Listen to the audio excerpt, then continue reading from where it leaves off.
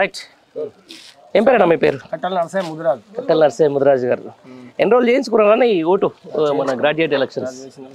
ఎన్నిసార్లు వేసినావు ఇప్పటికి? ఇప్పటికి ఒక 5 సార్లు వేసినట్టు. 5 సార్లు వేసినట్టు. 1990లో డిగ్రీ అయిపోయింది. అంతే మొత్తానికి 90 ఏళ్ళనే. ఎంఎస్సీ బీఈడి నాది. ఏం చేస్తారా? నేను కొన్ని రోజులు స్కూల్ నడిపిన తర్వాత ఇక 24 గంటలు గొంగడి సొంతంతో తిరుగుతా. ఎందుకు? ఇక మేడంతో రైట్. ఓకే, మొత్తానికి మీరు కూడా విద్యావేత్తనే? విద్యావేత్త. అవును సార్. నేను ఆల్రెడీ నా కింద ఒక 15 10th క్లాస్ బ్యాచెస్ పోయినాయి. 10th class batches. ఓకే. ఒకప్పట్లో కూడా మంచి మండల్ టాపర్ తీసుకొచ్చాం మా స్టూడెంట్లు. Great great great.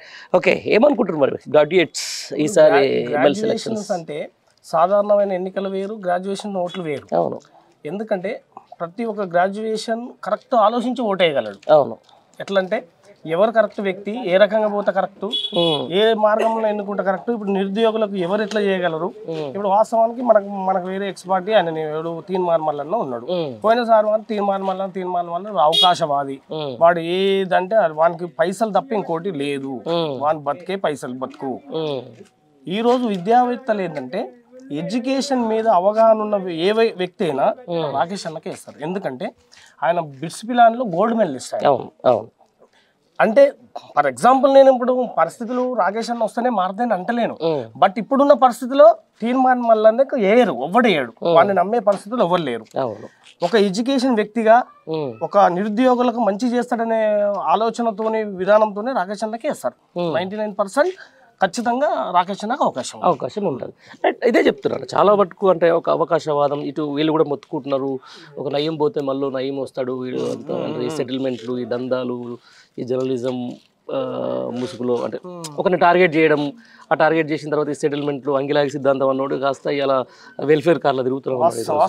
ఇవన్నీ చూసుకున్న తర్వాత అంటే ఎట్లా అనిపిస్తుంది? అంటే మేధావిగా ఒక గ్రాడ్యుయేట్గా అసలు వాస్తవానికి ఎమ్మెల్సీ ఎలక్షన్లో తీర్మానం మళ్ళీ నిలబడద్దు.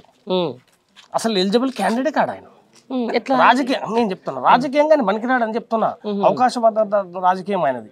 ఇప్పుడు ఒక రాజకీయం అనేది ఎట్లా ఉండాలి? 10 మందికి ఆదర్శవంతంగా నిలవాలి. భూదందాలు చేసుకుంటూ మొత్తం ఏంది ఏమంటారు, మొత్తం కోట్లు అన్నట్టు. వానికి 10 మందిని చేసుకొని వీడిని బెదిరించడం, వీని కాడ రూపాయలు తీసుకొని అసొంటి వ్యక్తిని జనాలు ఎట్లా అమ్ముతారండి? ఈరోజు సోషల్ మీడియా ఉంది, అన్ని విధానాలుగా ఈ రోజులో జనాలు అంతా ఎడ్డిగా ఆలోచించే వ్యక్తులు గారు.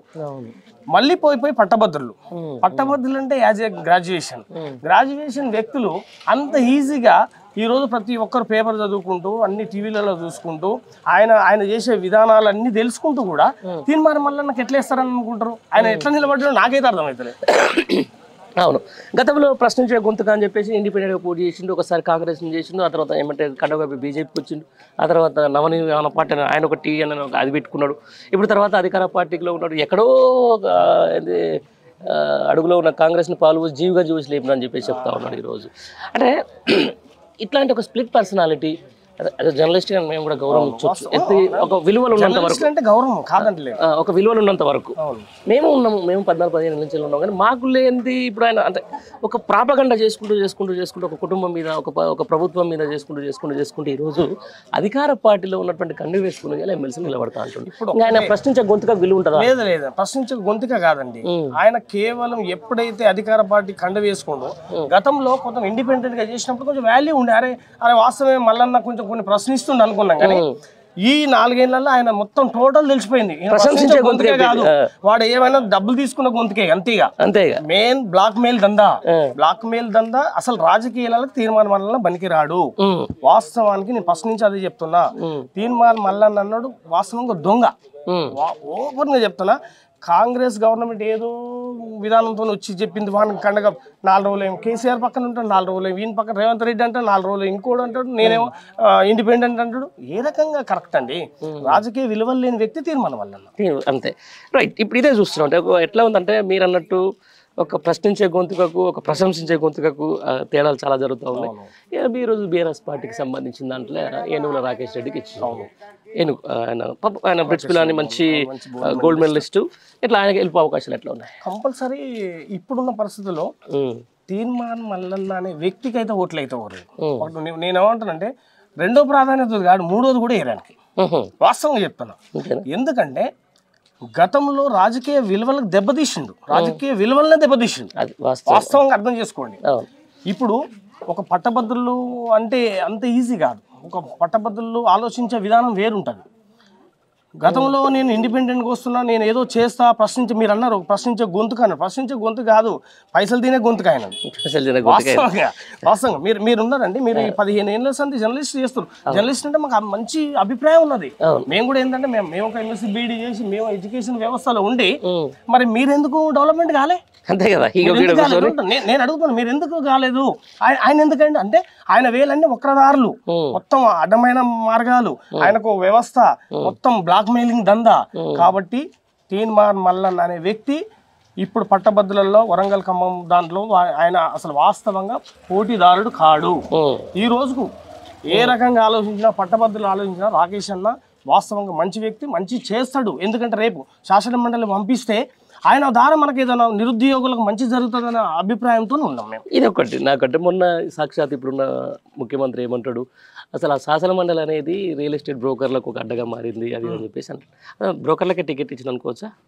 ఇప్పుడు మరి ఆయనే ఆ మాట అంటే ఇప్పుడు తీర్మానం మళ్ళీ అంటాడు బ్రోకరే కదా. అంటే దీని అర్థం ఏంది? తీర్మానం అంటే ఇప్పుడు ఈయన రేవంత్ రెడ్డి చేసిన మాటలు ఏంది? ఆయన బ్రోకర్ కాబట్టి బ్రోకర్కి ఇచ్చిండు. వాస్తవం మన దాంట్లో ఏంది? కేసీఆర్ నమ్మకం ఏంది? కేసీఆర్ గారి నమ్మకం ఏంది? ఒక విద్యావేత్త, రేపు నిరుద్యోగులు వాస్తవంగా ఇక్కడ ఇప్పుడు పట్టభద్రులు జరుగుతుంది. పట్టభద్రులు జరిగినప్పుడు తీర్మానం వల్ల ఆయన ఏమి ఎడ్యుకేషన్ అయింది? ఎంత ఎడ్యుకేషన్? ఓన్లీ మామూలు ఒక డిగ్రీ క్యాడర్ కూడా కాదు ఆయనది. వాస్తవంగా ఎవరు రూపాయి ఇస్తే వాళ్ళకు మాట్లాడే వ్యక్తిత్వం ఆయనది. అట్లా కాదు సార్. ఇప్పుడు శాసన మండలికి పోతే ఏంటంటే నిరుద్యోగుల పట్లనే కాదు, మన దాదాపు చాలా మంది ఉన్నారు. అసలు వాళ్ళని ప్రశ్నించే గొంతుకి ఈయన అవుతారు, రాకేష్ రెడ్డి అవుతారు. కానీ ఈ పైసలు తినేవాడు కాడు. ఇప్పుడు మీరు మేధావులు, ఎందుకంటే ఒక విద్యావేత్తగా ఉన్నారు, మీరు ఒక డిగ్రీ చేసారు కాబట్టి చాలా మందికి ఆదర్శంగా ఉండాల్సిన సమయం వచ్చేసింది. మార్పు పేరిట వచ్చేసింది.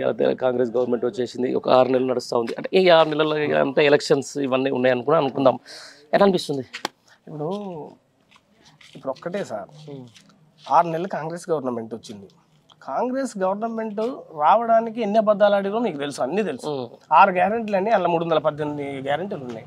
ఈ రోజు వాస్తవానికి కేసీఆర్ గారు ఎప్పుడైతే పదవి దిగిపోయిండో కరెంట్ ఆల్రెడీ పోయింది. కరెంట్ అనేది లేదు, మళ్ళీ జనరేటర్ స్టార్ట్, మళ్ళీ ఇన్వర్టర్ స్టార్ట్ అవుతున్నాయి. రైతులకు ఇప్పటి వరకు మీరు రండి కల్లాలలో ఇప్పుడు ఎవరో ఎందుకు నా ఒడ్లు ఇప్పుడు జోకుతున్నారు.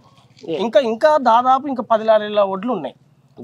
10 లారీల ఒడ్లు ఉన్నాయి. కల్లాలలో ఇబ్బందులు పడుతున్నాం. ఈ నైట్లు కూడా కావాలి పండుకోవాల్సిన పరిస్థితి ఉంది. ఇప్పటి వరకు ఏ ఒక్కరికి కళ్యాణ లక్ష్మి కానీ, రైతు బీమా కానీ, ఏ వచ్చిన దాఖలాలు కానీ, సీఎంఆర్ఎఫ్ దాఖలాలు బౌన్స్ అయిపోతున్నాయి. అబద్ధాలు. అయితే ఈ 6 నెలల్లో మొన్న జరిగిందండి ఎంపీ ఎలక్షన్స్. ఈ 6 నెలల్లో రేపు రిజల్టే తెలుస్తుంది మనకు. వాస్తవానికి ఇది రెఫరెండం అనేది ఒకటేనండి. ఈ 6 నెలల్లో గవర్నమెంట్ విధానం ఏందో ఆల్రెడీ సామాన్య జనమే అర్థం చేసుకునే స్థాయిలో ఉన్నారు. కాబట్టి అబద్ధాల కూర ప్రభుత్వం ఇది ఎల్లకాలం నిలవదు ఉండదు. ఓకే, గ్రాడ్యుయేట్గా నల్గొండ, వరంగల్, ఖమ్మం నియోజకవర్గాలకు సంబంధించినటువంటి ఒక ఎమ్మెల్సీలో కొత్తగా ఓట్లేసే యువతకు కానీ, లేకపోతే ఒక మేధావులకు కానీ, మీరు ఒక 4-5 సార్లు ఓట్లు వేసారు కాబట్టి ఆ కొత్తగా ఇప్పుడు ఓట్లు ఎన్రోల్ చేసుకున్న విద్యార్థులకు అంటే వాళ్ళు ఒక దాంట్లో ఉంటారు, ఒక ట్రాన్స్లో ఉంటారు. అంటే ఈ రీల్స్ ప్రభావం లేకపోతే అది పాత ఏదో చూపించుకుంటారు, అట్లాంటి వాళ్ళకి మీరు ఏమని పిలిపిస్తారు? నేను కొత్తగా ఇప్పుడు ఈ మధ్య కాలంలో డిగ్రీ అయిన విద్యార్థులు కానీ యువతకి నేను చేసే మనం ఏంటంటే, భవిష్యత్తును దృష్టిలో పెట్టుకొని కళ్ళబొల్లి మాటలు నమ్మకుండా వాస్తవానికి ఎవరికి ఓటేస్తే మనకు మంచి జరుగుతుంది, విద్యావేత్తకి వేస్తానా నమ్మక ద్రోహికి వేస్తానా అనే ఉద్దేశంతో ఆలోచించి వేయాలి. వాస్తవానికి తీర్మానం వల్ల నమ్మే పరిస్థితులు లేవు. కళ్ళబొల్లి మాటలతోని రాకేష్ అన్న అయితేనే వాస్తవంగా ఆయన గొంతుకన్నా రేపు శాసన మండలిలో చెప్తాడు. కాబట్టి యువత అందరికీ నేను చెప్తున్నా, దయచేసి చెప్తున్నా, కళ్ళబొల్లి మాటలు కానీ వేరే వాళ్ళు చెప్పిన విధానం నమ్మకుండా తన సొంత నాలెడ్జ్తోని ఎవరైతే మంచిగా మనకు శాసనమండలిలో గొంతు ఇప్పగలరో, విద్యావేత్తగా మన పట్టభద్రులకు మేలు చేసే వ్యక్తి ఎవరన్నా ఉంటే అది రాకేష్ అన్న అని నేను